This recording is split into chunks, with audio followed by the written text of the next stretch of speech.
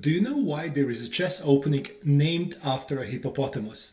And that it took 80 years for the English opening to be accepted by chess players. 5 chess openings, 5 stories nobody taught you. Let's go. Howard Staunton created the English opening. Fischer called him the greatest opening analyst of all time.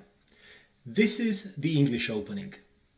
White controls the center from the side.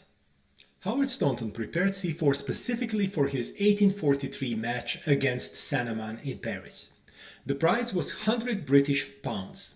If it doesn't seem like much, know that it's close to 100,000 US dollars in today's money.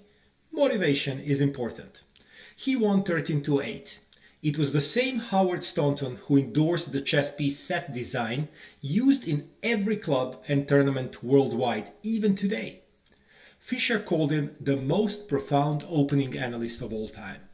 Staunton also organized the 1851 London tournament, the first truly international chess tournament ever held. The English opening was ahead of its time. 19th century was a romantic era of chess gambits. It took 80 years for the chess world to catch up. Botvinnik, Petrosyan, Karpov, Kasparov, Carlsen and Ding Liren have all used it in world championship matches. If you're enjoying this, a like helps more people find it. Philidor was the most celebrated opera composer in Europe. Chess was only his hobby. This is Philidor's defense. Black supports the e5 pawn with a pawn. Solid and patient. Some say passive. Philidor was the dominant opera composer of 18th century Europe. He described music as his profession and chess as a hobby. His chess earnings subsidized his musical compositions, which paid poorly.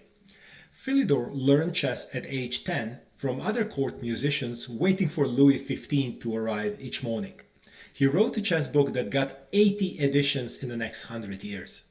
Philidor was the first to say that pawns are the soul of chess. He was the strongest chess player of the 18th century for 50 years. Every opening has a story. Subscribe for a new story every Tuesday and Saturday. A Welsh sea captain, Evans, learned chess at 28. He created one of the most played gambits in history on a mail ship crossing the Irish Sea. This is the Evans Gambit. White offers a pawn to rip open the center. The chess world called it fairy-like. Evans was born in Wales in 1790. He went to sea at 14. In 1824, crossing the Irish Sea on his regular route, he worked out the gambit that bears his name. He introduced it in London, defeating Alexander MacDonald, one of the strongest players of the era, who started playing his gambit immediately himself. It spread through Europe like fire.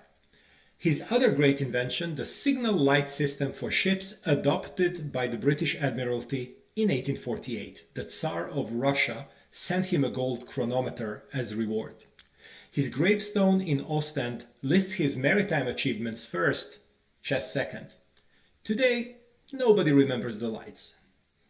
An opening is named after the most deceptive animal in Africa.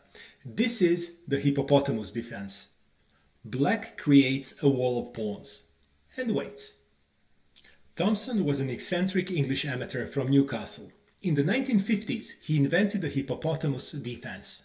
In a simul, he defeated Soviet Grandmaster Alexander Tolush with it, an amateur beating a grandmaster with an opening he invented himself. Chessmaster Fred Reinfeldt had written, "Any expert player would dismiss Black's position as lost." The opening came to chess world's attention when Boris Spassky used it twice in the 1966 World Championship match against Petrosyan. He drew both games. In Russia, the same opening is called the Scorpion. Black gives White a massive space advantage and waits for White to overextend. Hippos kill more people in Africa than lions annually.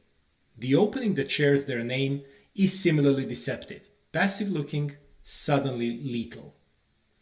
Named after a German professor and philosopher, this is the Göring Gambit. White gambits a pawn for rapid development. Göring was a German professor and philosopher who also played chess at master level. He died in 1879 at just 37. The gambit was first played at high level by Howard Staunton in the 1840s, but Göring introduced it to master play and got it named after him. In Britain and America, chess players deliberately pronounce his name as Göring to distance it from Hermann Göring. 5 opening names. 5 stories nobody taught you. Subscribe for more from Chess Dad every Tuesday and Saturday.